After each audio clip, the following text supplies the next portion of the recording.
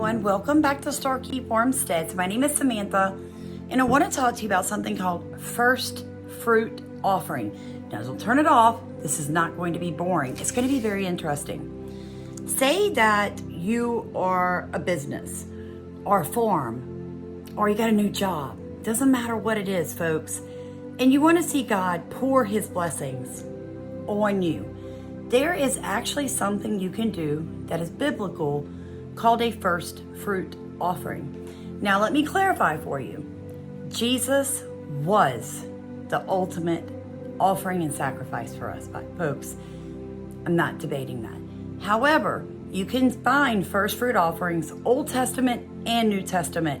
So I think it is something that God thought it was important enough that the Holy Spirit instructed people to write about it, Old Testament as well as New Testament, to connect those two testaments together and give us something that we can do to seek God's blessing upon our increase. I'm telling you guys this because tomorrow, Stephen and I are going to do a first fruit offering at our church. So what it is for us, it's all the abundance coming out of the land that God brought us into. Now I'm going to start in Leviticus for you real quick, chapter 23, verse 9. And the Lord spoke unto Moses, saying, Speak unto the children of Israel, and say unto them, When you become into the land which I give unto you, and you shall reap the harvest thereof, then you shall bring a sheaf of the first fruits of your harvest to the priest. Now God goes on to say in same chapter, Leviticus, verse 14, And you shall not neither bread, nor parched corn, nor green ears, until the selfsame day that you have brought an offering unto your God. It shall be a statute forever throughout your generations in all your dwellings. What I'm bringing tomorrow to my church to give to the priest, which is my preacher, but basically it's the head of your church, guys, is I'm bringing my first fruits from my garden. The first real abundant, I've been picking a squash here and there and a pepper here and there, but this is the first week where multiple types of food at one time all came ripe at the same time. God says, do this forever through your generations. No, I'm not Jewish. However, I can still stand on the promises all the way through the Bible, Old and New Testament, and apply them directly to my life, my farm, my business. Now we're going to move into Deuteronomy 26, 1 through 10. And it shall be, when thou art come into the land which the Lord thy God giveth thee for an inheritance, and possess it and dwell therein, that thou shalt take of the first of all the fruit of the earth, which thou shalt bring of thy land that the Lord thy God giveth thee, and shalt put it into a basket. I put it in a basket, and shalt go into the place where the Lord thy God shall choose to place his name there. The name of my church is Shiloh.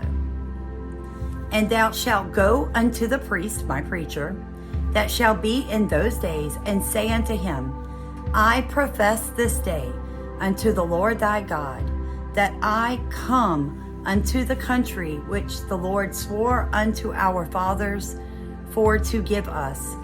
And the priest will take the basket out of your hand and set it down before the altar of thy God. And thou shalt speak and say before the Lord thy God, A Syrian ready to perish was my father. And he went into Egypt, and sojourned there with a few, and became there a nation great, mighty, and populous. And the Egyptians evil entreated us, and afflicted us, and laid upon us bondage. And when we cried unto the Lord our fathers, the Lord heard our voice, and looked on our affliction, and our labor, and our oppression. And the Lord brought us forth out of Egypt with a mighty hand, and with an outstretched arm, and with great terribleness, and with signs, and with wonders. And he hath brought us into this place, and hath given us this land, even a land that floweth with milk and honey. And now behold, I have brought the first fruits of the land, which thou, O Lord, hast given me. And thou shalt set it before the Lord thy God, and worship before the Lord thy God. And thou shalt rejoice in every good thing which the Lord thy God hath given unto thee, and unto thine house, thou and the Levite, and the stranger that is among you. So folks, tomorrow I will go before the congregation of my church and anybody visiting there, and I will set the first fruits down, and I will glory and praise and thank my Father in heaven for the produce that has come from the land that he promised to give me. When you move into the New Testament, folks, and you turn to the book of James, chapter 1, verse 18, of his own will beget he us with the word of truth, that we should be a kind of first fruits of his creatures. See, we are the first fruit, and you can multiply. And I have told you guys this over and over and over again. If you sow it, you're going to reap it. And he who sows lightly reaps lightly.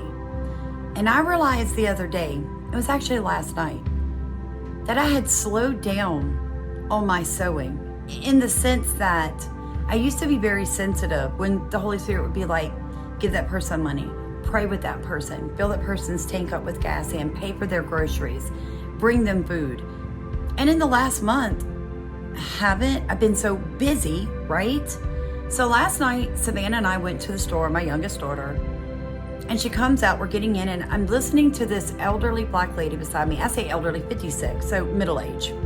And she's talking about how she just graduated school. And the Holy Spirit told me to open up my console, and there was a little bit of money there. It wasn't very much, a couple of dollars. He said, take that and give it to her. So I did, and she was so thankful. And I said, I just wanted to tell you, you are an inspiration to women like me. I'll be 50 in August, and I love to see women recreate themselves in their middle life. Like our lives are not over because we hit 50 or 60 or 70 or even 80. You have something in you that still needs to be shared. And she and I just rejoiced together. She was a Christian. My spirit, her spirit just mingled quite nicely. But she was so thankful to be given a gift and I told her, I said, God sees you and he loves you and he's so very proud of you.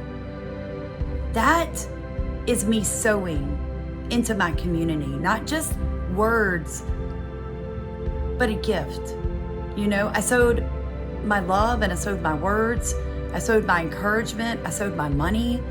And I can have an expectation to reap all of that back. But I think my favorite verse in the whole Bible about first fruits comes from 1 Corinthians 15:20. But now is Christ risen from the dead and become the first fruits of them that slept. Come on, Jesus. So, do you have to give a first fruit? No, you don't. However, do you want to be blessed? If you just got a new job, give God a first fruits offering from your new pay raise. Give him a first fruits offering from your garden. Give him a first fruits offering of your time. Whatever it is, folks, you can't go wrong when you're sowing it into God. I have to go visit with my parents, and I want to open up my Melaleuca box with you guys. So one more verse. 2 Corinthians, verse 9, 6, and 7. But this I say, he who sows sparingly shall reap sparingly, and he which soweth bountifully shall reap also bountifully. Every man according as he purposed in his heart, so let him give, not grudgingly or out of necessity, for God loveth a cheerful giver. Guys, I hope that some of you will sow into our trip to Maui and into the fire victims. It would be such a blessing. Now, let's see what non-toxic American-made products Sam just got in the mail. I got, folks.